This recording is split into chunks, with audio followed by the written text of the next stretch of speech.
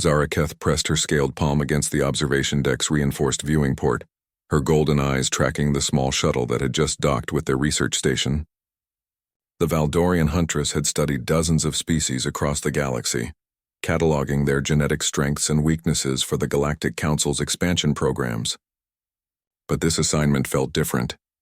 The humans had only recently made contact with galactic civilization, and early reports suggested something extraordinary about their biological makeup.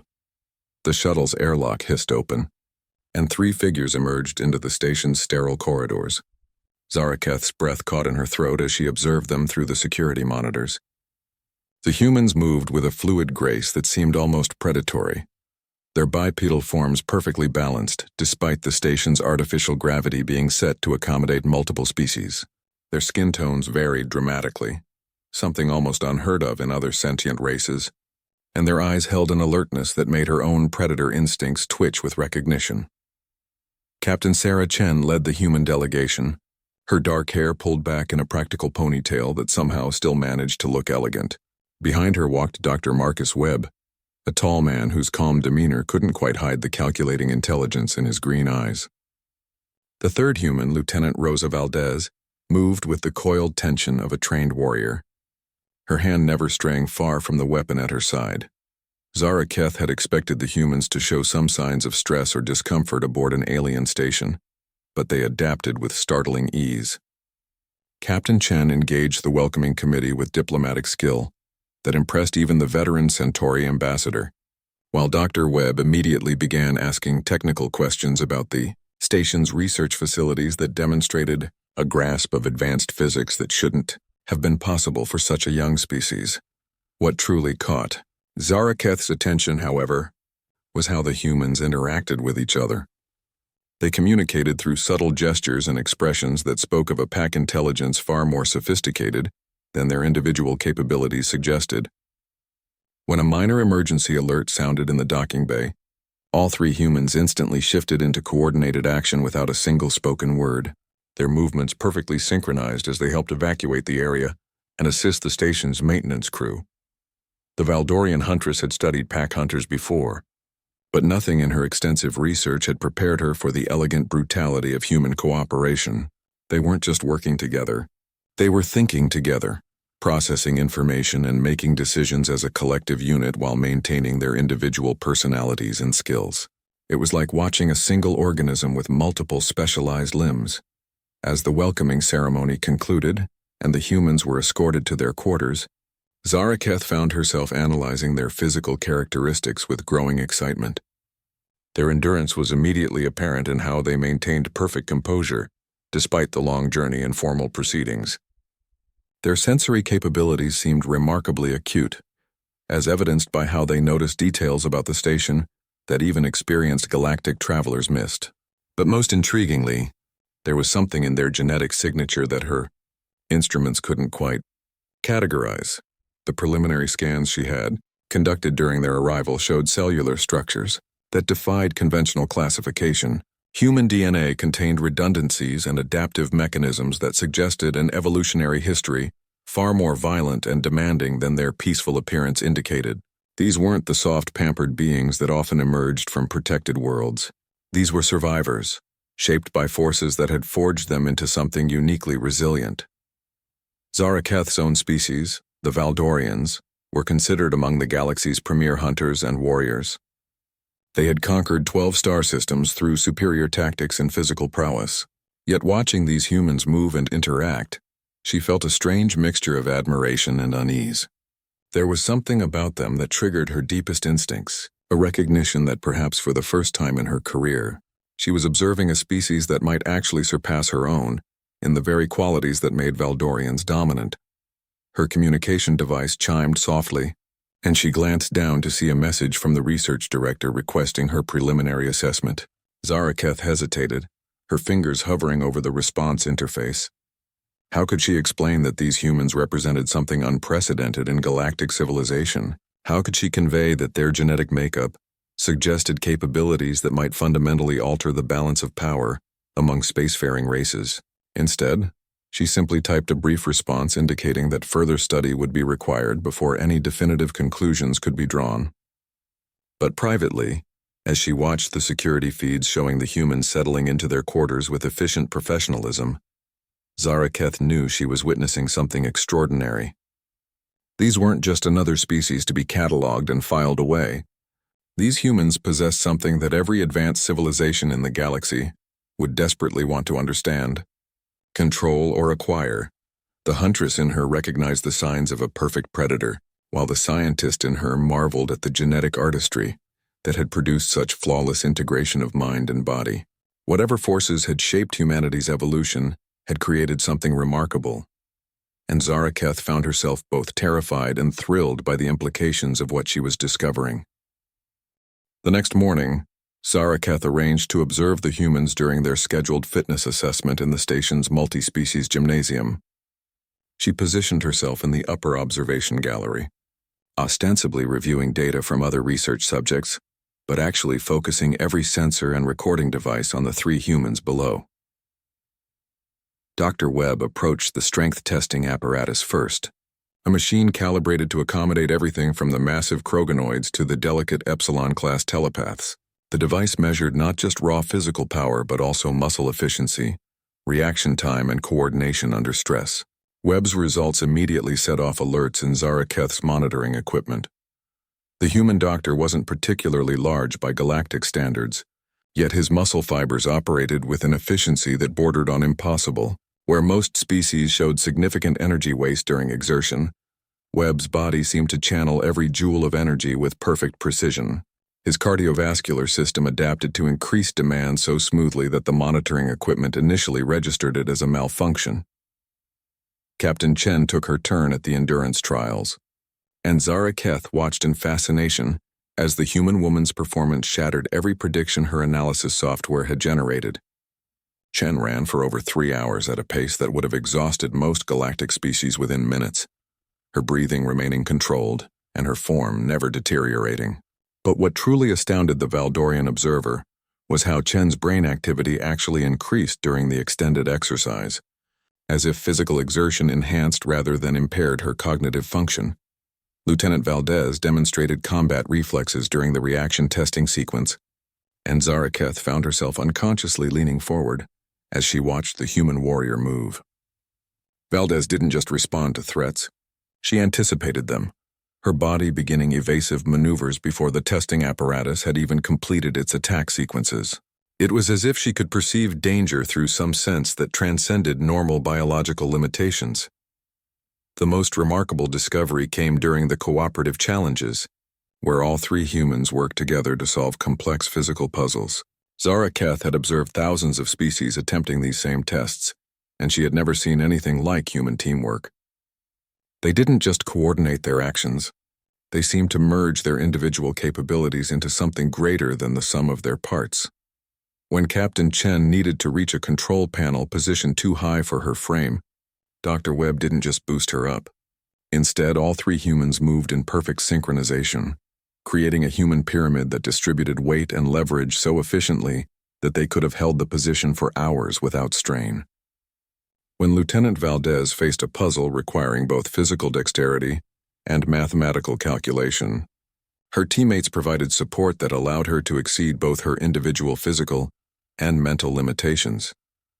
Zaraketh's instruments detected something unprecedented during these cooperative exercises. The humans' brainwave patterns began to synchronize, not through any technological interface but through purely biological means. They were somehow sharing cognitive load, allowing each individual to access enhanced processing power by tapping into their companion's mental resources. The implications made Zaraketh's scaled skin ripple with excitement and apprehension. No known species in the galaxy possessed this kind of biological networking capability. The closest analogues were the hive-minded collectives, but they achieved unity by sacrificing individual consciousness. These humans maintained their distinct personalities while simultaneously accessing shared cognitive resources. As the testing session concluded, Zaraketh realized she needed to understand the evolutionary pressures that had created such extraordinary capabilities. She accessed her portable research terminal and began reviewing the preliminary data that had been gathered about Earth, the human homeworld. What she discovered made everything suddenly make sense in the most terrifying way possible. Earth wasn't just a harsh world. It was a death trap that had somehow produced the most resilient species in galactic history. The planet's surface was dominated by aggressive predators, unstable weather systems, and environmental conditions that regularly shifted between extremes that would sterilize most worlds.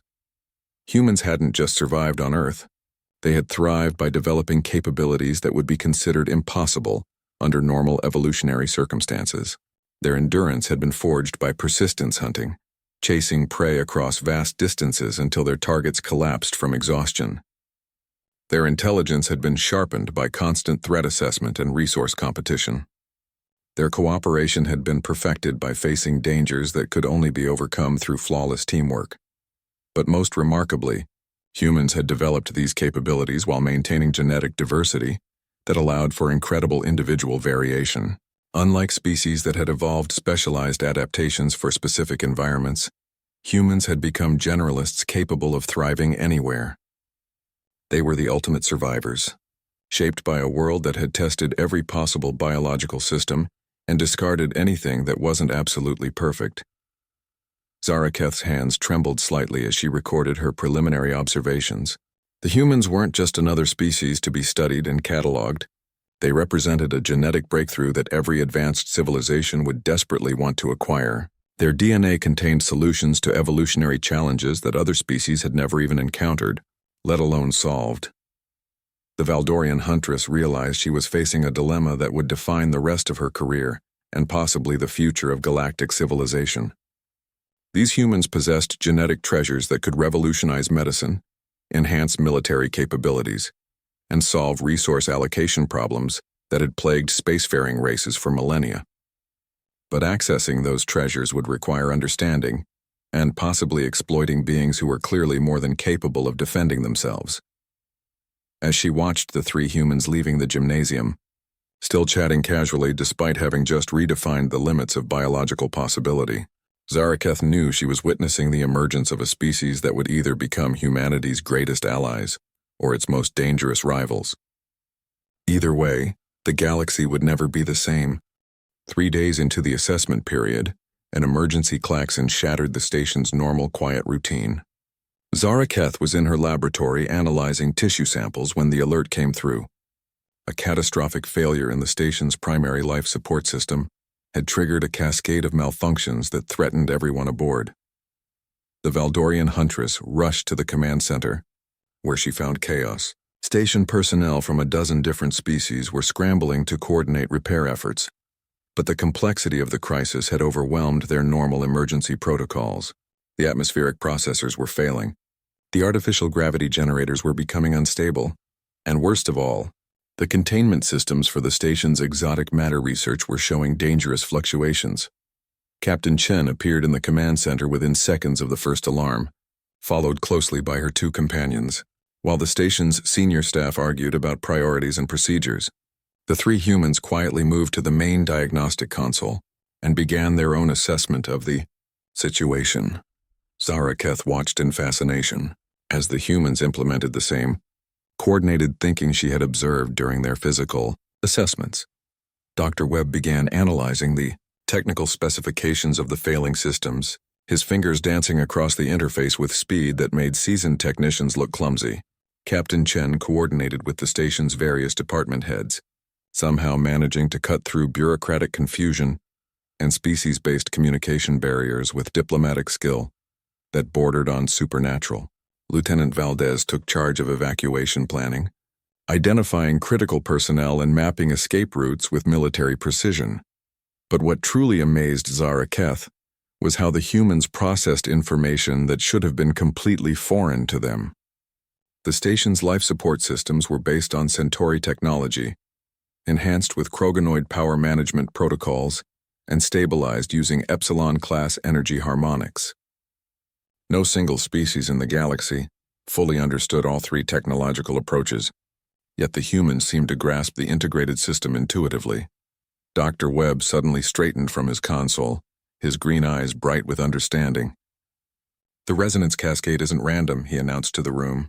"It's following a pattern based on quantum interference between the gravity generators and the atmospheric processors. If we can synchronize the harmonic frequencies, We can use the interference pattern to stabilize both systems simultaneously. The station's chief engineer, a massive Kroganoid named Thrakvor, stared at the human in disbelief. That's impossible. The computational requirements alone would exceed our processing capacity by several orders of magnitude.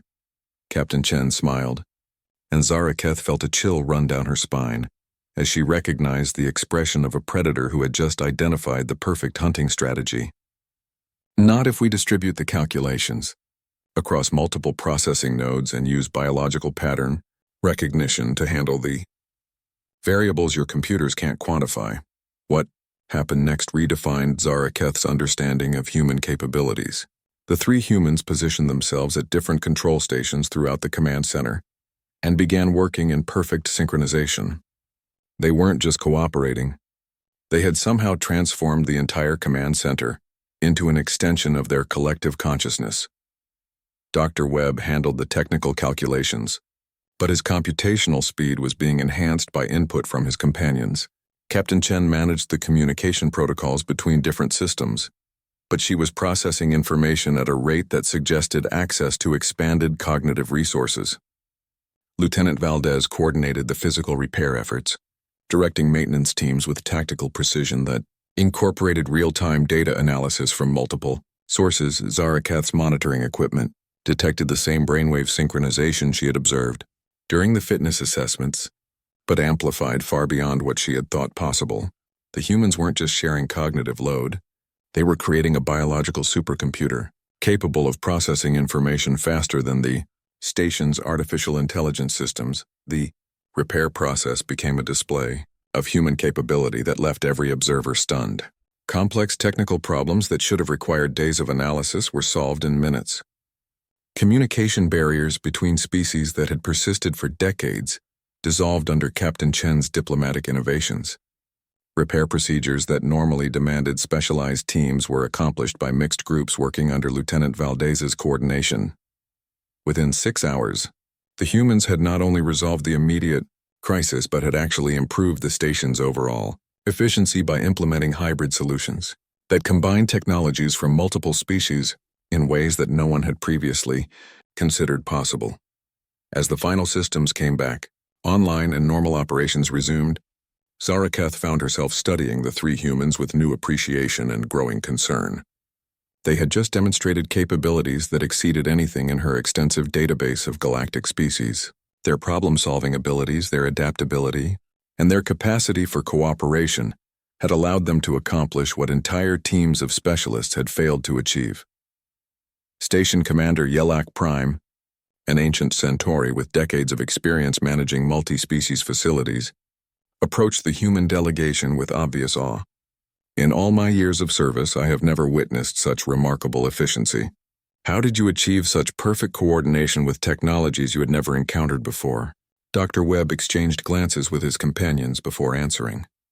We learned to work together because our world didn't give us any choice. Earth taught us that survival depends on cooperation, adaptation, and the willingness to find solutions that don't exist yet. Zaraketh recorded every word, understanding that she was witnessing something unprecedented in galactic history. These humans hadn't just solved a technical crisis. They had demonstrated that their species possessed capabilities that could revolutionize everything, from engineering to diplomacy. Their genetic heritage wasn't just valuable, it represented a quantum leap in biological evolution that could reshape the entire galaxy. As the command center returned to normal operations and the humans were escorted back to their quarters amid expressions of gratitude from every species present, Zaraketh realized that her research had taken on implications far beyond academic curiosity. She was studying beings who might represent the future of sentient life itself, and the question was no longer whether their genetic gifts could be understood, but whether the galaxy was ready for the changes their presence would inevitably bring. That evening, Zaraketh made a decision that went against every protocol in the Galactic Council's research guidelines.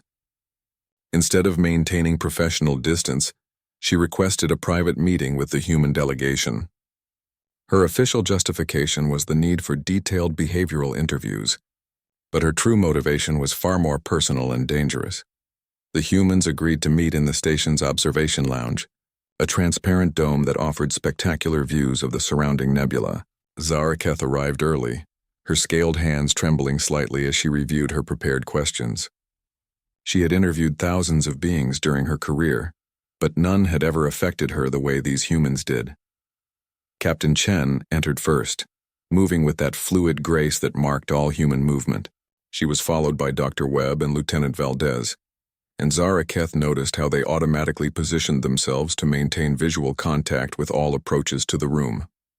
Even in a safe environment, their survival instincts remained perfectly calibrated. "Thank you for agreeing to this meeting," Zaraketh began, gesturing for them to sit at the curved observation table. "Your performance during today's crisis was remarkable. I hope you don't mind if I ask some questions about your capabilities." Captain Chen smiled, and Zaraketh was struck again by how human expressions could convey warmth and alertness simultaneously. "We're happy to help with your research, though I suspect you've already learned more about us than we have about you." The comment was delivered lightly, but Zaraketh caught the subtle implication. These humans were fully aware they were being studied, and they understood the potential implications of her research. Yet they seemed completely relaxed, as if they had already assessed every possible threat and found none that concerned them. "Your coordination abilities are unlike anything in our databases," Zaraketh said carefully. "How do you achieve such perfect synchronization without technological enhancement?" Dr. Webb leaned back in his chair, his green eyes thoughtful. "We've been working together for several years, but the underlying capability is something all humans share. We call it empathy, though that term doesn't really capture the biological mechanisms involved." "Empathy?" Zaraketh's translator struggled with the concept. "You mean emotional resonance?" "Much more than that," Lieutenant Valdez interjected. "We can sense each other's thoughts, intentions, even physical states. It's not telepathy exactly, but it's a form of biological networking that lets us share cognitive resources and coordinate responses without conscious planning." Zaraketh felt her excitement growing. This was precisely the kind of information that could revolutionize her understanding of human capabilities. "Is this ability present in all members of your species?" Captain Chen nodded. "To varying degrees, yes. Some humans are more sensitive than others, but we all have the basic capacity for what you might call biological synchronization. It's part of what made us successful on Earth." The conversation continued for over 2 hours, and with each revelation, Zaraketh became more convinced that humans represented the most significant evolutionary development in galactic history. They described capabilities that bordered on the miraculous. The ability to enter flow states where individual consciousness merged into group awareness, enhanced healing through social bonding, accelerated learning through emotional connection, and problem-solving capabilities that improved exponentially with group size. But what truly fascinated Zaraketh was how casually the humans discussed abilities that would be considered supernatural by most galactic species. They spoke of intuition that allowed them to predict danger, creativity that generated solutions to impossible problems, and resilience that let them recover from trauma that would permanently disable other beings. "Your species seems remarkably well adapted for survival," Zaraketh observed. "What kind of environment produced such capabilities?" Dr. Webb's expression darkened slightly. "Earth wasn't kind to us. We evolved during ice ages, volcanic catastrophes, asteroid impacts, and climate changes that wiped out most other species. We survived because we learned to adapt, cooperate, and never give up." "Never give up?" Zaraketh repeated, sensing something significant in the phrase. Lieutenant Valdez smiled, and for the first time, Zaraketh glimpsed something that made her predator instincts twitch with unease. "Humans have a saying, death before surrender. We don't quit, we don't submit, and we don't accept defeat. If something threatens what we protect, we find a way to win or die trying." The words were spoken calmly, almost casually, but they carried an undertone that made Zaraketh realize she might be looking at the galaxy's most dangerous species. These weren't just remarkably capable beings. They were survivors who had been forged by conditions so harsh that surrender had been literally bred out of their genetic line. Captain Chen seemed to notice Zaraketh's reaction. "I hope that doesn't concern you. Humans are peaceful by choice, not by nature. We prefer cooperation to conflict, but we're capable of defending ourselves if necessary." "Defending yourselves against what?" Zaraketh asked. though she suspected she already knew the answer. The three humans exchanged glances, and Zaraketh caught another glimpse of that biological networking in action. Some form of communication passed between them faster than speech, and she realized they were assessing her trustworthiness in real time. Dr. Webb spoke carefully. "We know that our capabilities are unusual by galactic standards. We also know that some species might view us as either a threat or a resource to be exploited. We're prepared for both possibilities." The implication was clear, and Zaraketh felt a chill that had nothing to do with the station's temperature. These humans weren't just remarkable specimens to be studied.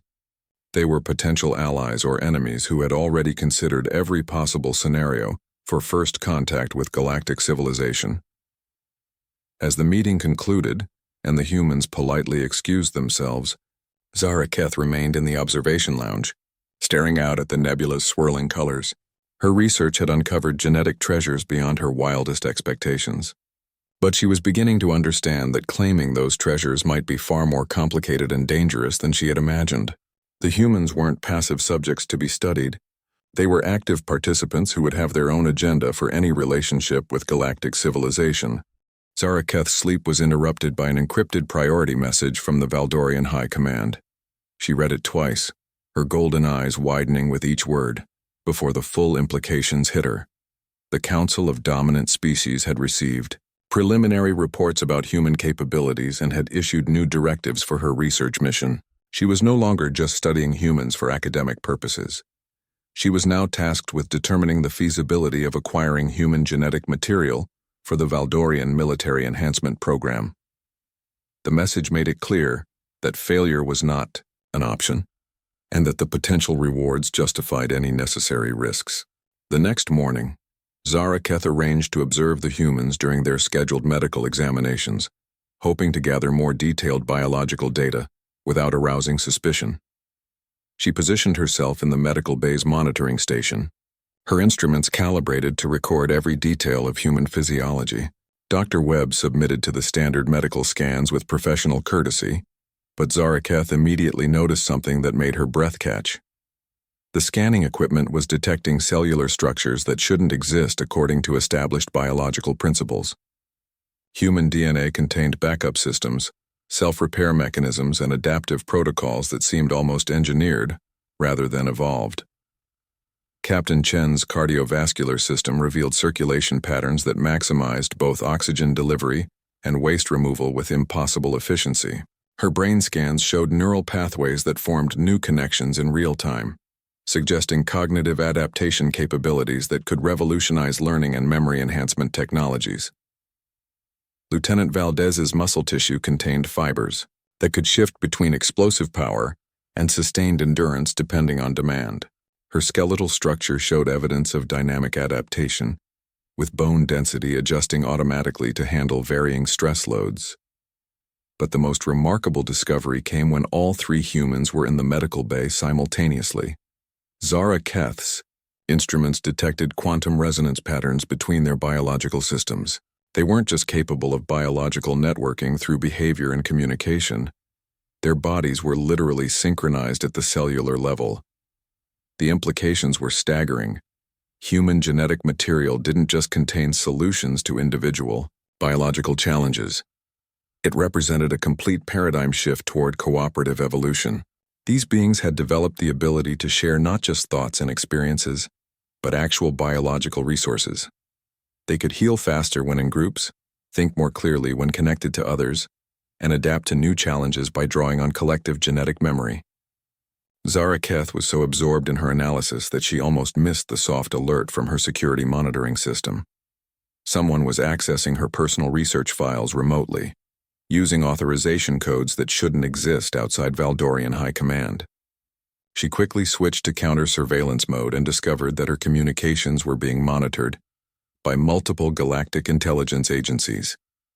The humans had attracted attention from every major spacefaring civilization in the galaxy.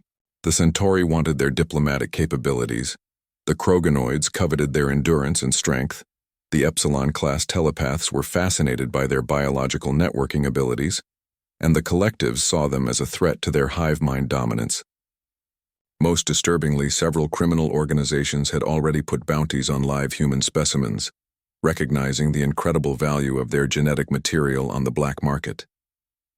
Zaraketh realized that her research had inadvertently painted targets on the backs of every human in known space. She was debating how to warn the human delegation when her personal communicator chimed with an incoming message. The identifier showed it was from Captain Chen, but the routing protocols indicated it had been sent through channels that should have been impossible for the humans to access. The message was brief. "Dr. Zaraketh, we need to talk privately. Meet us in Cargo Bay 7 in 1 hour. Come alone, and bring all your research data." Zaraketh stared at the message in shock. The humans knew about her surveillance, had somehow infiltrated the station's supposedly secure communication systems, and were making demands with quiet confidence that suggested they held all the advantages in whatever negotiation was about to occur. An hour later, she made her way to Cargo Bay 7, her research data stored on encrypted drives in her equipment pack. She found the 3 humans waiting for her in the shadows between massive storage containers, their positioning suggesting they had been there long enough to ensure the meeting wouldn't be interrupted. Captain Chen stepped forward, her diplomatic smile replaced by an expression of serious concern.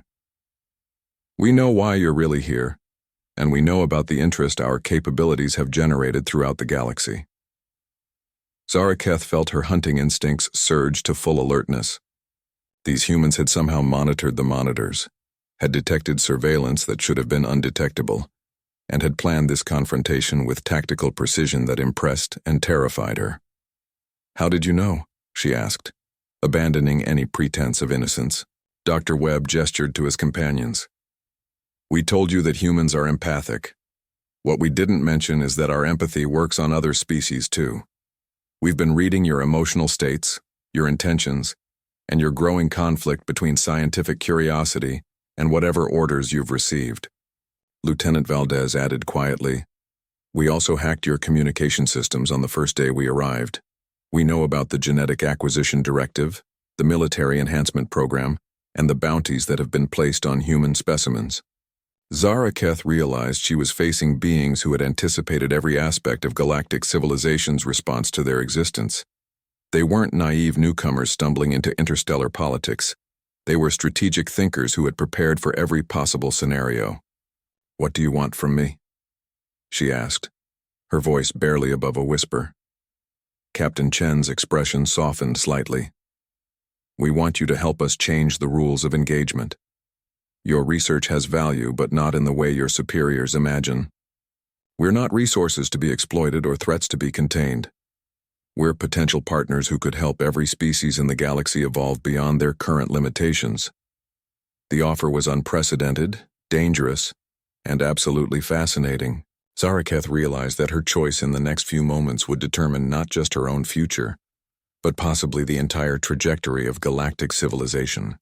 Zaraketh stared at the 3 humans, her mind racing through the implications of their offer. Everything she had believed about galactic power structures was crumbling around her, replaced by possibilities she had never imagined. But before she could respond, the cargo bay's emergency lights began flashing, and the distinctive hum of military transporters filled the air. Valdorian shock troops materialized around them, their advanced combat armor gleaming in the bay's harsh lighting.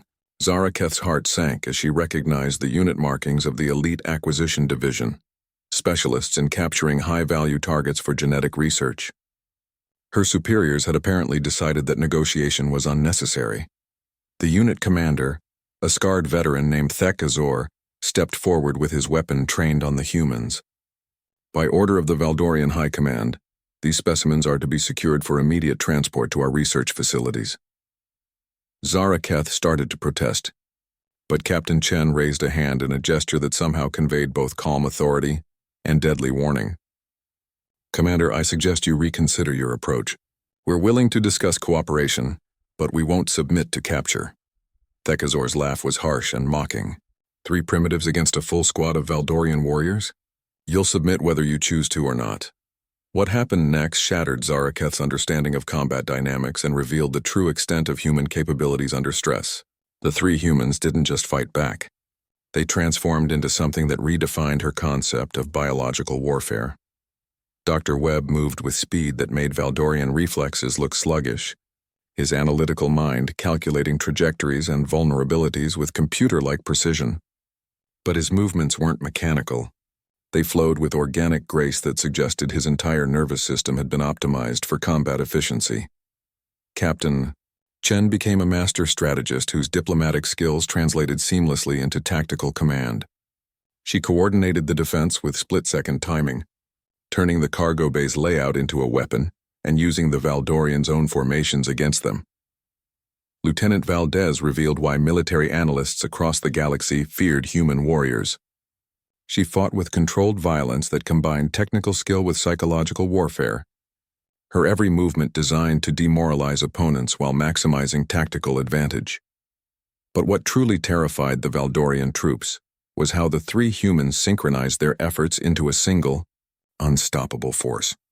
They shared sensory information, coordinated attacks through biological networking, and adapted their strategies in real time based on collective analysis of the battlefield situation. Within minutes, the Elite Acquisition Division had been neutralized without a single fatality. The Valdorian troops lay unconscious, their weapons disabled, their combat armor locked down by security overrides that should have been impossible to implement. Thekazor found himself bound with his own restraint cables, staring up at beings he had dismissed as primitive specimens. Captain Chen knelt beside the captured commander, her voice calm but carrying undertones that made Zaraketh's survival instincts scream warnings. "We didn't kill your soldiers because we choose to value life, even when it's not valued in return. But understand this, we could have ended this fight in seconds if we had wanted to. The demonstration was over, but its implications would reshape galactic military doctrine forever."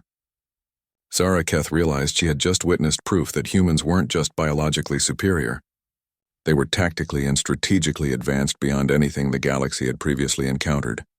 Dr. Webb approached her, his green eyes serious. "Now you understand why we need allies rather than captors.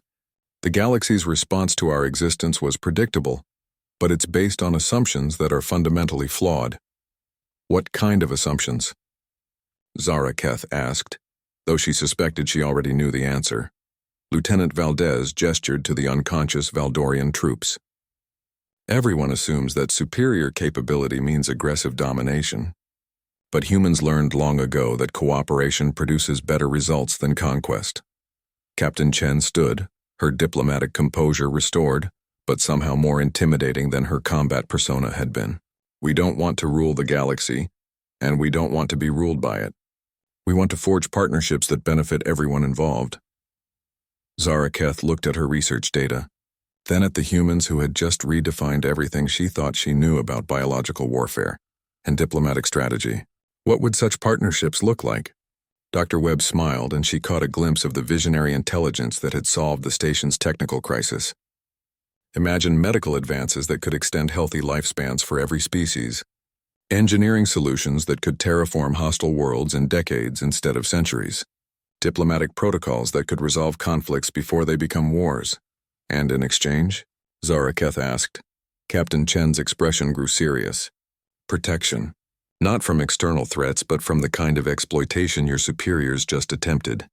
We're willing to share our gifts, but only with those who respect our autonomy." The offer was revolutionary, dangerous, and potentially transformative for galactic civilization. Zaraketh realized that she was being invited to participate in something that could either usher in a new age of cooperation or trigger conflicts that would reshape the galaxy's power structures. As security alarms began, sounding throughout the station and reinforcement teams rushed toward their location, she understood that her decision couldn't wait any longer. The humans had demonstrated their capabilities and revealed their intentions. Now she had to choose whether to stand with them or against them, knowing that either choice would define the rest of her life and possibly the future of her entire species. Zaraketh made her decision in the space between heartbeats, her hunter's instincts recognizing that she was witnessing the emergence of something unprecedented in galactic history. She activated her personal communicator and sent an encrypted message to the research station's command center, officially declaring the humans to be under her protection as a Galactic Council researcher. The message wouldn't stop the military forces converging on their position. but it would complicate their legal authority and buy precious time. Captain Chen nodded approvingly, understanding the significance of Zaraketh's choice. "Thank you," the human diplomat said simply. "Now we need to get off this station before more aggressive forces arrive." Dr. Webb had already accessed the station's transportation systems through methods that bypassed every security protocol Zaraketh knew existed. "I've arranged for a civilian transport to dock at Bay 12 in 15 minutes, but we'll need to reach it without triggering a station-wide lockdown." Lieutenant Valdez was monitoring the security feeds through her own mysterious connection to the station's systems. "Multiple military units are moving to intercept us. Kroganoid heavy assault troops, Centauri tactical specialists, and what looks like a collective infiltration squad." The situation was deteriorating rapidly, but Zaraketh found herself oddly calm as she watched the humans coordinate their response. Their biological networking allowed them to process threat assessments and formulate countermeasures faster than any artificial intelligence she had encountered. They moved through the station's corridors like ghosts, avoiding security patrols through route planning that seemed to anticipate enemy movements before they occurred. When confrontation became unavoidable, they neutralized opposition with efficiency that left their opponents unconscious but unharmed. But what truly amazed Zaraketh was how they managed to turn potential enemies into allies. Captain Chen's diplomatic skills proved effective even during combat situations, as she convinced several security teams that cooperation would serve their interests better than conflict. Dr. Webb's technical expertise allowed him to demonstrate human capabilities in ways that inspired admiration rather than fear. Lieutenant Valdez's tactical brilliance showed that human military prowess was defensive rather than aggressive. By the time they reached Docking Bay 12, they had acquired an escort of station personnel who had chosen to facilitate their departure rather than prevent it. The civilian transport that Dr. Webb had arranged turned out to be operated by a mixed crew of species who had monitored the humans' activities and decided to offer assistance. As their transport cleared the station's defensive perimeter and jumped to hyperspace, Zaraketh realized that the humans had just executed the most sophisticated diplomatic and military operation she had ever witnessed. They had transformed a hostile capture attempt into a recruitment opportunity, turning enemies into allies and demonstrating their value as partners rather than resources. Captain Chen joined her at the transport's observation port, where they watched the research station dwindle into a distant point of light. "Your superiors won't be pleased with your decision," she observed. Zaraketh felt her scales ripple with something that might have been laughter. "My superiors were planning to dissect you like laboratory specimens. I think I prefer your approach to galactic diplomacy." Dr. Webb approached with a datapad displaying star charts and communication logs. "We've been in contact with sympathetic elements throughout the galaxy. There are species and individuals who believe cooperation is preferable to exploitation." Lieutenant Valdez added, "We're not the only ones who recognize that the current power structures are unsustainable. Change is coming whether the established authorities want it or not." Over the following hours, as their transport jumped through hyperspace toward coordinates that remained mysterious to Zaraketh, she began to understand the true scope of human preparations for galactic contact. They hadn't just anticipated hostile responses. They had built networks of allies and prepared contingency plans that spanned multiple star systems. The humans weren't newcomers stumbling into galactic civilization. They were strategic players who had studied every aspect of interstellar politics and prepared to reshape them according to principles that prioritize cooperation over domination. When they finally emerged from hyperspace, near a hidden facility in an uncharted system, Zaraketh discovered that she was joining an organization that already included representatives from dozens of species. Scientists, diplomats, military officers, and even former criminal operatives had all recognized that human capabilities represented an opportunity to evolve beyond the galaxy's traditional power structures. Captain Chen smiled as she watched. Zaraketh absorbed the implications of what she was seeing. "Welcome to the Cooperative Evolution Initiative. We're working to prove that biological diversity and technological advancement can coexist without exploitation or conflict." Zaraketh looked at her research data, then at the humans who had transformed her from a genetic hunter into a partner in galactic transformation. Her original mission had been to claim their flawless savage genes for her species' benefit. Instead, she had discovered that true genetic perfection couldn't be stolen or exploited. It could only be shared willingly by those who understood that evolution's greatest achievements came through cooperation rather than conquest. The galaxy would never be the same. But Zaraketh realized that was exactly what it needed. The humans hadn't just brought superior genetics to galactic civilization. They had brought something far more valuable: the wisdom to use those gifts in service of something greater than themselves. And in choosing to stand with them, she had become part of an evolution that would reshape not just biology, but the very concept of what it meant to be alive in a universe full of infinite possibilities.